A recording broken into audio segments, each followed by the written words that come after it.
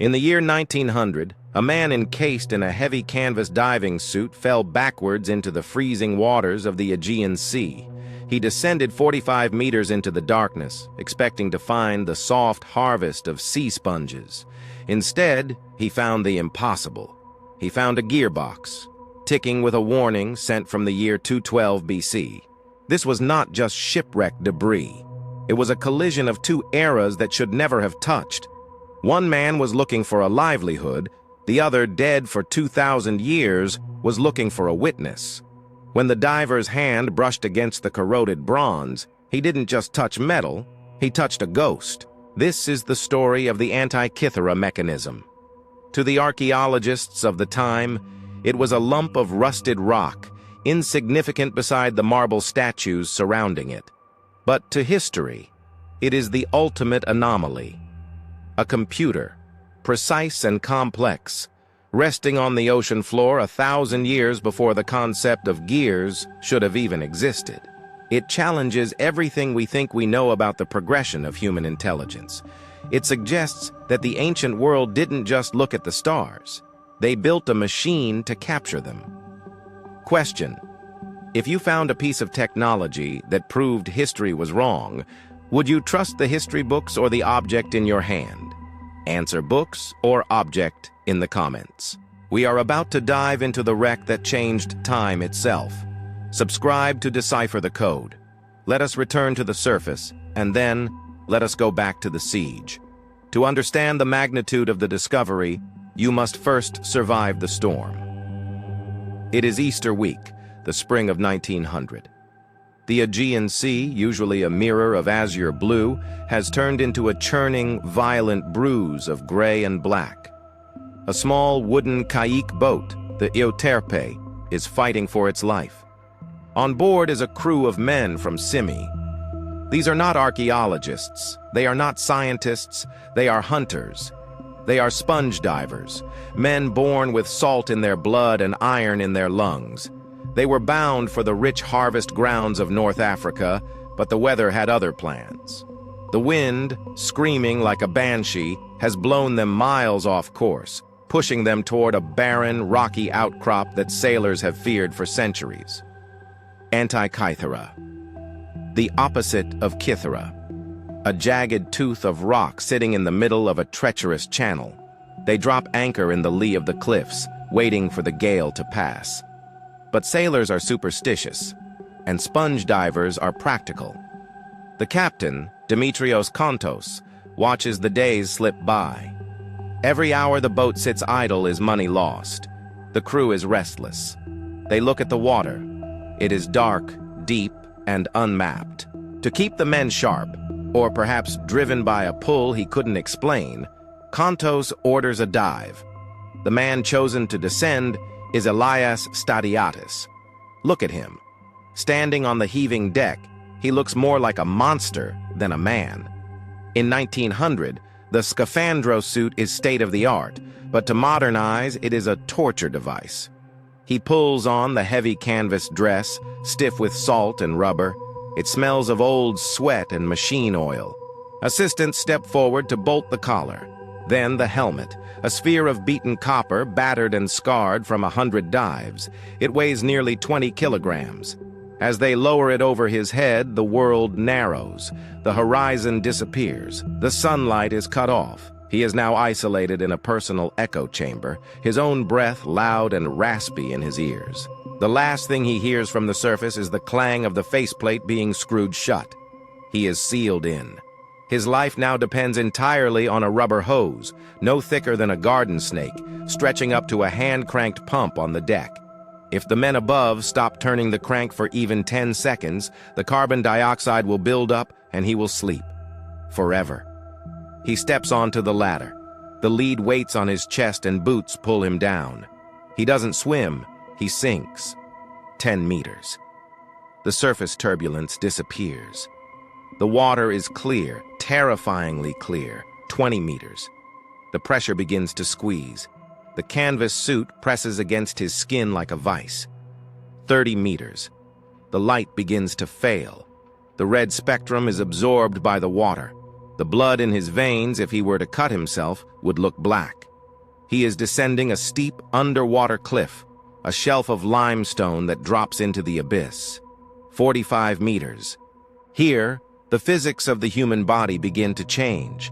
At this depth, the air he breathes is compressed to 5 atmospheres. The nitrogen, usually inert, dissolves into his bloodstream in massive quantities. It attacks the nervous system. It is called nitrogen narcosis, the rapture of the deep. Imagine drinking 3 martinis on an empty stomach in 5 minutes. That is what Elias feels. His fear evaporates, replaced by a strange, numb euphoria. His peripheral vision blurs. His judgment falters. The cold water feels like a warm blanket. The deadly silence feels like a song. He lands on the seabed. Dust and silt billow up around his lead boots. He is looking for sponges. He scans the gloom, his eyes adjusting to the twilight. He takes a step, heavy and slow, like a man walking on the moon. The current pushes against him. Then he sees it. Through the haze of the narcosis, shapes begin to emerge from the sediment.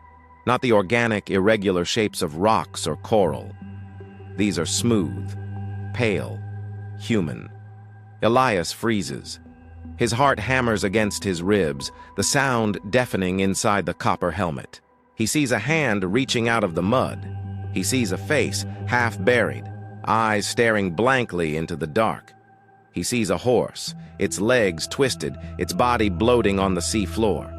The nitrogen plays tricks on the mind. Elias doesn't see marble. He doesn't see bronze. He sees flesh. In his intoxicated state, he believes he has landed in a mass grave, a shipwreck of a slave galley, a massacre. He sees a heap of dead women, rotting women, their bodies entangled, their limbs severed, lying in a pile of grotesque decay. The moss on their skin looks like decomposition. The sea squirts growing on the faces look like tumors. Panic, primal and overwhelming, cuts through the narcosis. He stumbles backward, his heavy boots catching on the rocks. He wants to scream, but the air is too thick. He is surrounded by the dead. He grabs the signal line. He yanks it once, twice, 3 times. Emergency, pull me up. But as the line goes taut, as his feet begin to lift off the bottom, his hand brushes against something else. It isn't a body. It isn't a sponge. It is a large, amorphous lump. To the untrained eye, it is just a rock encrusted with lime and coral. But Elias feels something different. Through the thick rubber of his glove, he feels weight, density. It doesn't feel like stone. It feels cold. It feels metallic. In a moment of pure instinct, perhaps guided by the ghosts of the wreck, or perhaps just the desperate need to bring proof of the bodies to the captain, he grabs it. He tucks the heavy lump under his arm. The ascent is rapid, too rapid. The pressure drops. The nitrogen bubbles in his blood expand. He risks the bends. He risks paralysis. But he doesn't care. He needs the sunlight. He breaks the surface. They pull the helmet off. Elias collapses onto the wet deck, gasping, his eyes wide with terror. He points a trembling finger back at the water. "The sea!" he screams. "The sea is full of dead women, rotting women, horses. They are everywhere." The crew stares at him. They think the rapture has taken his mind. They think he has gone mad in the deep. The captain steps forward, ready to restrain him. But then, Elias opens his arm. He isn't holding a human bone. He isn't holding a sponge. He lets the object fall onto the wooden deck with a heavy, dull thud. It is a lump of bronze and wood, fused together by 2,000 years of chemistry. Green corrosion covers it like a disease. It looks like garbage. But as it hits the deck, a piece of the calcified crust breaks away. And for the first time in 20 centuries, the sunlight of the Aegean hits the inside of the mechanism. It doesn't glint like gold. It doesn't sparkle like a diamond. It absorbs the light. Elias Stadiatis stares at the rock. He doesn't know that he has just retrieved the most advanced piece of technology the ancient world ever produced. He doesn't know he is looking at a computer. He just knows that the dead women down there were guarding something. To understand the tragedy of what Elias Stadiatis held in his hands, we must leave the deck of that boat. We must strip away the modern world. We must strip away the steam engine, the compass, and 2,000 years of history. We must go back to the moment the lights went out. The year is 212 BC. The location is the city-state of Syracuse, on the burning coast of Sicily. If you were there, you would not hear the silence of the deep ocean. You would hear the screaming of a dying city. Syracuse is under siege. For 2 years, the Roman Republic has been hammering at the gates. The greatest war machine the world has ever seen, the legions of Rome, led by the general Marcellus, is trying to crush the last stronghold of Greek independence in the West. Rome is iron. Rome is discipline. Rome is inevitable. But Syracuse has something Rome does not. Syracuse has a mind. High in a tower overlooking the harbor, an old man is working. He is 75 years old. His beard is unkempt, his tunic stained with oil and dust. His name is Archimedes. History remembers him as a wizard of war. We are told stories of the Claw of Archimedes, a terrified crane that plucked Roman ships from the water and shook them apart. We are told of the death ray, the array of mirrors that focused the Mediterranean sun to burn the sails of the invading fleet. But these were not his passion. These were merely tricks. They were toys he built to buy himself time. While the city cheered for the destruction of the Roman ships, Archimedes was not looking at the sea. He was looking at the stars. He knew the truth that the soldiers on the walls denied: Syracuse would fall. The brute force of Rome could not be stopped by geometry forever. He knew that when the legions broke through, they would bring fire. They would burn the library. They would melt down the bronze for swords. They would enslave the scholars. He knew that a dark age was coming. And so, in those final desperate months, while the battering rams thudded against the outer walls like the heartbeat of a doom god, Archimedes began his final project. He was not building a weapon to kill Romans. He was building an ark. Not an ark for people, but an ark for knowledge. He sat at his workbench, surrounded by scrolls of astronomical data, records of the Babylonians, the Egyptians, centuries of observation. He took a sheet of high-grade bronze. He didn't cast it, he cut it. Imagine the precision required. He had no laser cutters, no electricity, no magnifying lenses. He had only his eyes, his hands, and the absolute perfection of mathematics. He began to file the teeth of the gears. This was not a simple clock. It was a mechanical universe. He cut a gear with exactly 127 teeth. Why? Because that is the number required to track the motion of the moon relative to the stars. He cut a gear with 235 teeth to track the metonic cycle, the synchronization of the solar year and the lunar month. He was encoding the sky into metal. He built a differential gear system, a concept so advanced that history tells us it shouldn't have been invented until the distinct age of the automobile in the 20th century. He placed it at the heart of the box. It allowed the input of the sun and the moon to be subtracted from each other to calculate the phase of the moon. He was building a computer. Why? Why build such a delicate thing when the world is ending? Because Archimedes understood the fragility of civilization. He knew that paper burns. He knew that languages die. He knew that oral traditions are forgotten. But bronze endures. If he could freeze the knowledge of the cosmos into a physical object, if he could turn the math into a machine, then perhaps even if Rome burned the world, the knowledge would survive. It was a warning to the future. Do not forget how the universe works. He worked feverishly. His hands, spotted with age, moved with the grace of a young artist. He assembled the sandwich of bronze plates. He inscribed the user manual on the front and back covers. The golden little sphere, he called it. The spirals.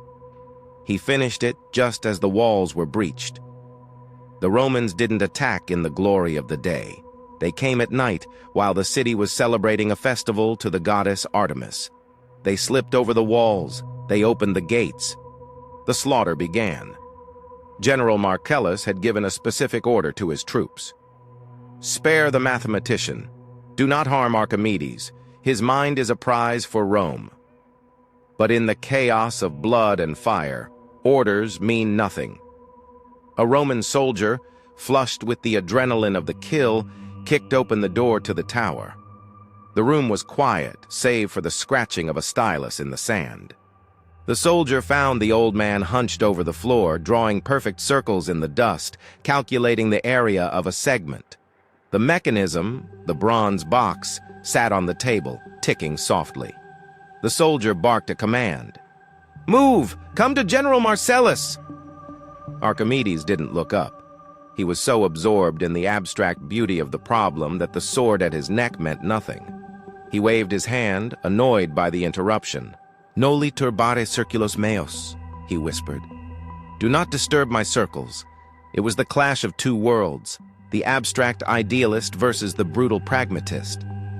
The soldier didn't understand. He didn't care about the circles.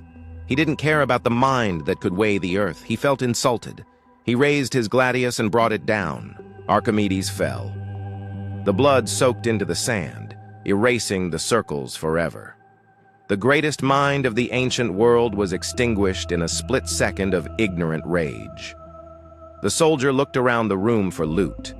He saw the bronze box on the table. He picked it up. It was heavy. He shook it. It rattled. He thought, gold. There must be gold inside. He didn't know he was holding the blueprint of the heavens. He didn't know he was stealing the Industrial Revolution and putting it in his pocket. He took the device. It was thrown onto a cart with the other spoils of war: statues, vases, coins. It was hauled to the harbor and loaded onto a massive grain freighter, a ship bound for the victory parade in Rome. The ship set sail, heavy with the weight of a stolen civilization. But the gods of the sea are jealous guardians. As the ship rounded the Peloponnese, navigating the treacherous channel between Crete and the mainland, the sky turned black. A storm, perhaps the ancestor of the very same storm that would trap Elias Stadiatis 2,000 years later, descended upon them. The ship was a clumsy giant.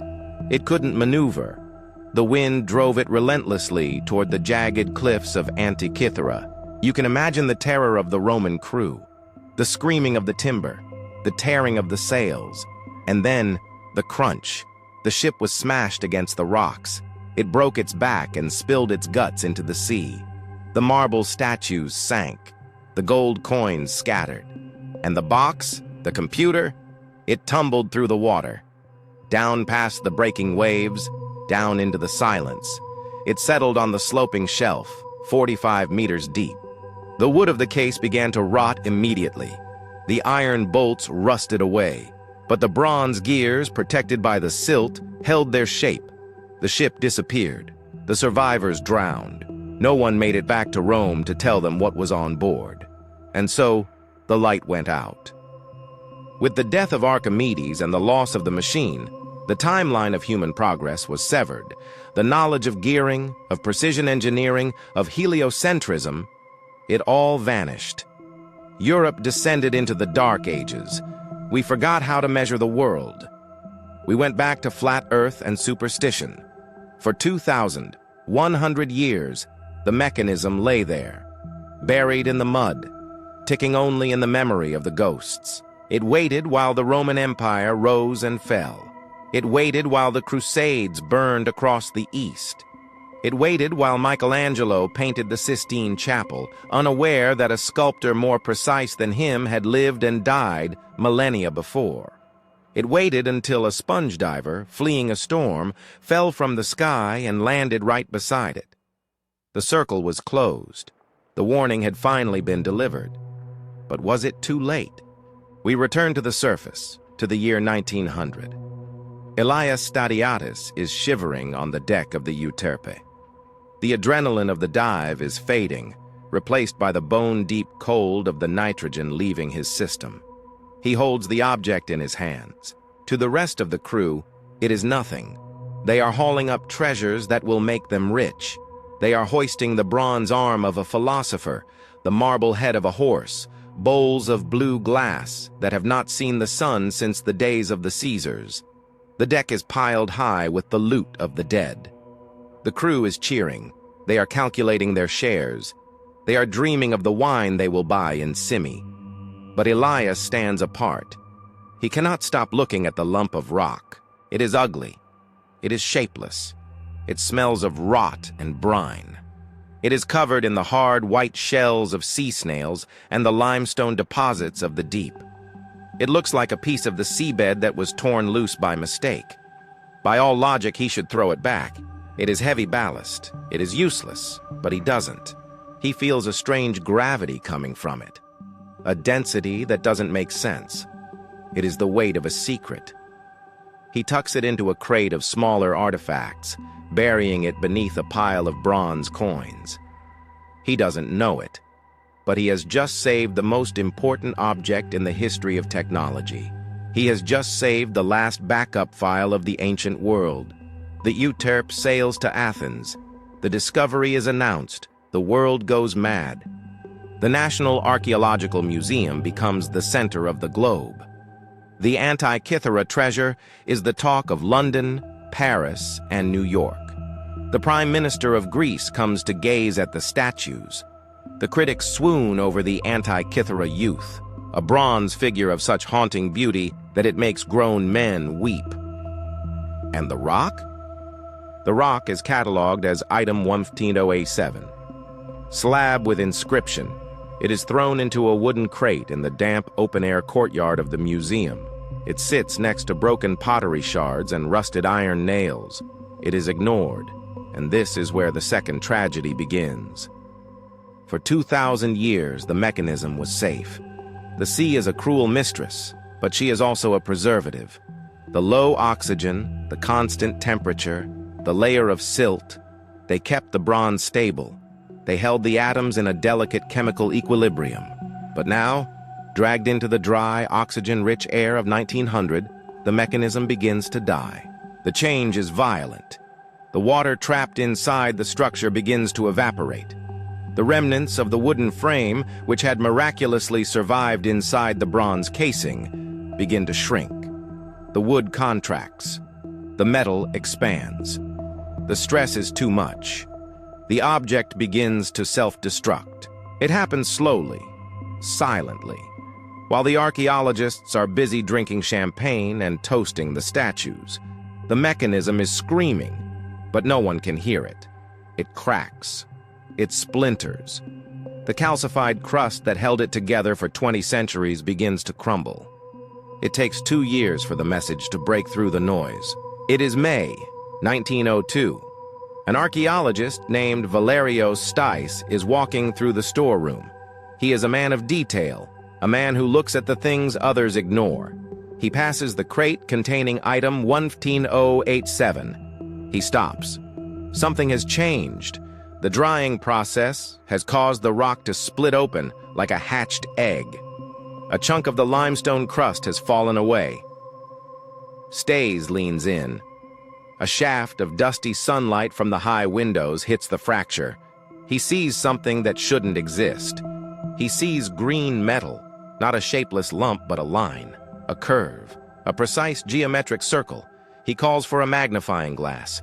He drops to his knees. He brushes away a flake of rust. He sees teeth, triangular, equilateral teeth, evenly spaced, cut with the precision of a diamond cutter. He counts them. He traces the arc. This is not a coin. This is not a vase. This is a gear. This is impossible, he whispers to the empty room. He knows the history books. He knows the timeline. The ancient Greeks were philosophers. They were poets. They were sculptors. They built temples to gods and wrote tragedies about kings. They did not build machines. They did not have gears. Gears belonged to the Middle Ages. Gears belonged to the clock towers of Germany and the mills of England. Finding a precision gear in a shipwreck from 200 BC is like finding a jet engine in the tomb of King Tutankhamun. Stays writes a report. He claims the ancient Greeks possessed a technology far beyond anything previously imagined. He suggests that this rock is actually an astronomical clock. The academic world destroys him.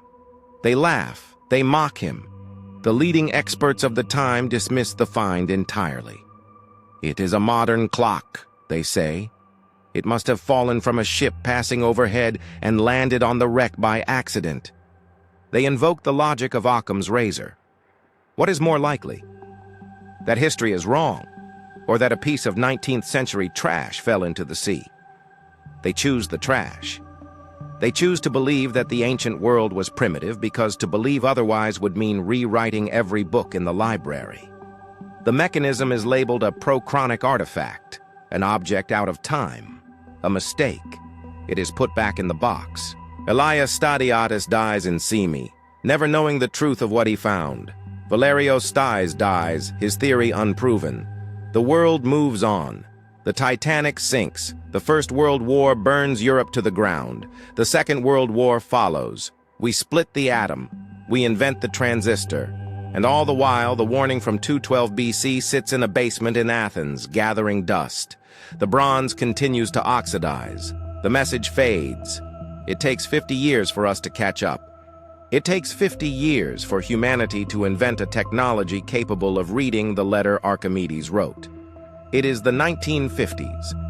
A British physicist and historian named Derek de Solla Price arrives in Athens. He is not looking for art. He is looking for the anomaly. He has heard the rumors of the clock in the rock.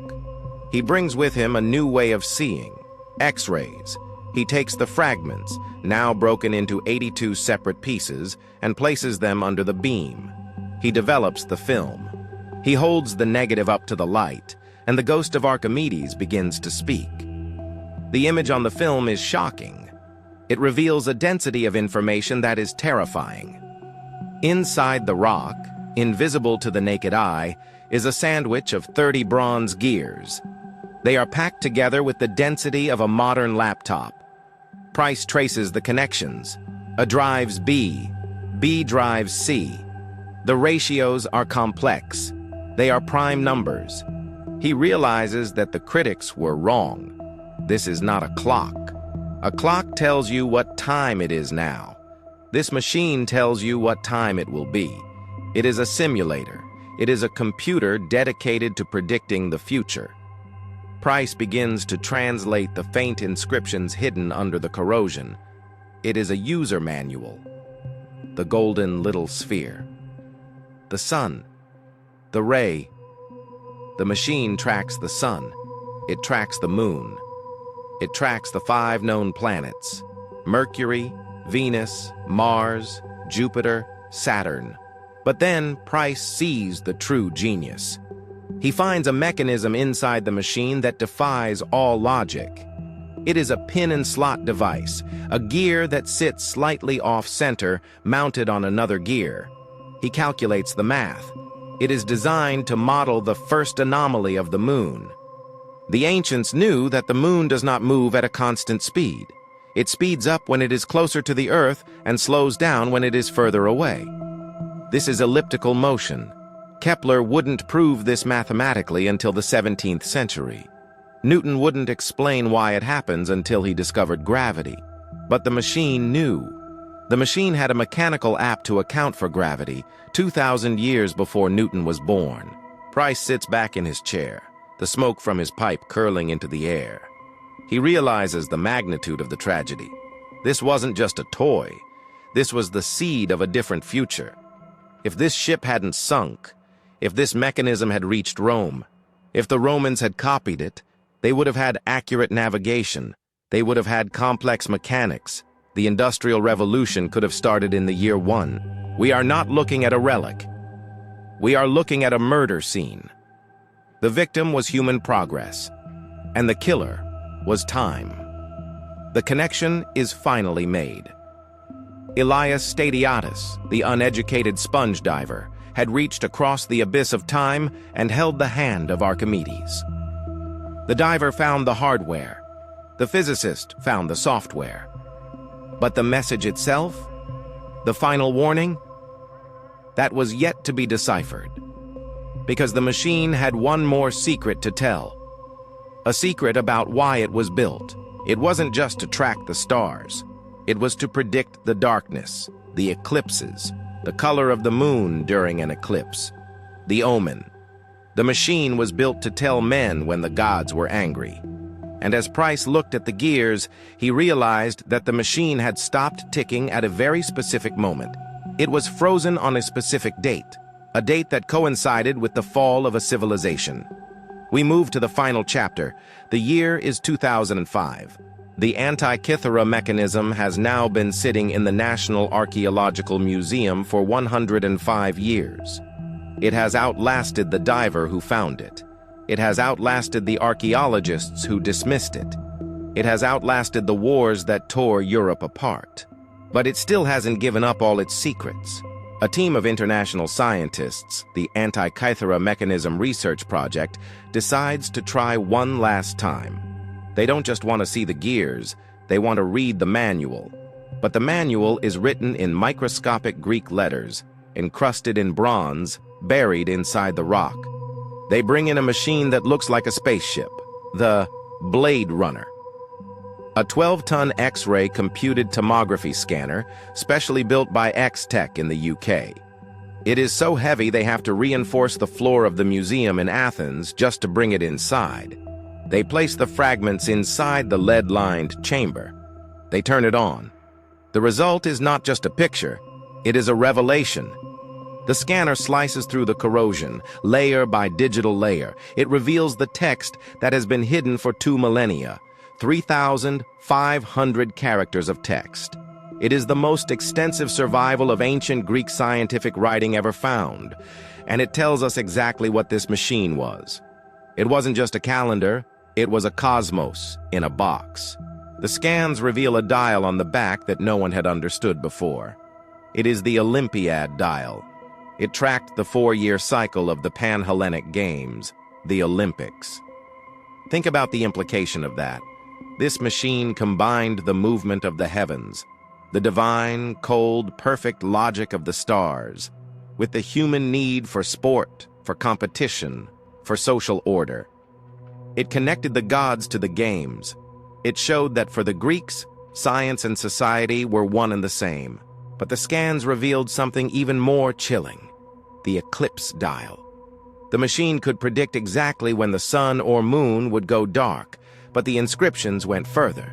They predicted the color of the eclipse. If the color is black, the omen is for the herd. If the color is red, the omen is for the army. This is the final, haunting paradox of the Antikythera Mechanism. It was a computer built on pure mathematics, using differential gears and elliptical orbits, but its purpose was to interpret the will of the gods. It was a bridge between the highest peak of human reason and the deepest valley of human superstition. And then, the lights went out. We return to the question of the what if. When that ship sank in 212 BC, it didn't just take a bronze box to the bottom. It took a timeline. Historians and engineers agree. The technology in this device is so advanced that it does not appear again in the historical record for more than 1,000 years. The differential gear does not reappear until the 16th century. The complex clockwork does not reappear until the cathedral clocks of the Middle Ages. For 1,000 years, humanity forgot. We forgot the math. We forgot the mechanics. We forgot that we could model the universe in metal. Imagine if the storm had missed the ship. Imagine if the mechanism had arrived in Rome. Imagine if Cicero had a model on his desk. Imagine if the Roman engineers, the men who built the aqueducts and the Colosseum, had access to this gearing technology. They had the bronze. They had the manpower. They had the empire. If they had understood the gears, they could have built automation. They could have built steam engines. We know they had a primitive steam toy called the Aeolipile. If they had connected the steam engine to the Antikythera gears, the Industrial Revolution would not have begun in London in 1760. It would have begun in Rome in 100 BC. We would be 1,000 years ahead of where we are now. We might have cured cancer in the Middle Ages. We might be terraforming Mars right now. But the ship sank. The water rushed in. and the future drowned. Civilization is not a straight line. We are taught that history is a constant upward slope, from caves to huts to castles to skyscrapers. That is a lie. Civilization is a ladder, and the rungs are slippery. We can climb, but we can also fall. We can forget. The Antikythera Mechanism is the proof that we have fallen before. We reached a peak of brilliance in the ancient world, and then we slid back into the mud for a millennium. Elias Stadiatis, the man in the canvas suit, didn't just find a shipwreck. He found a tombstone for human potential. So, when you look at your smartphone, when you look at the computer on your desk, do not be arrogant. Do not think that progress is inevitable. Do not think that we cannot lose what we have. Archimedes tried to warn us. He tried to write the knowledge into metal so it couldn't be burned. But even metal corrodes. Even bronze returns to the earth. The only place knowledge is truly safe is in the mind. And minds are fragile things. We started this journey with a question. If you found a piece of technology that proved history was wrong, would you trust the books or the object? The answer is the object. The object does not lie. The object does not have an agenda. The object simply is. The Antikythera Mechanism is a message sent from 212 BC to 1900 AD and finally decoded in our time. The message is simple. We were here. We knew. Do not let the light go out again. The sea kept the secret for 2,000 years. Elias Stadiatis brought it into the light. Now it is up to us to remember it. If you enjoyed this dive into the impossible past, if you want to uncover more anomalies that rewrite the history books, make sure you are subscribed. The ocean is deep, and we have only just scratched the surface. I am channel name. Remember, history is written by the victors, but the truth survives the wreck. Stare at the stars tonight, and remember the machine that ticked in the dark.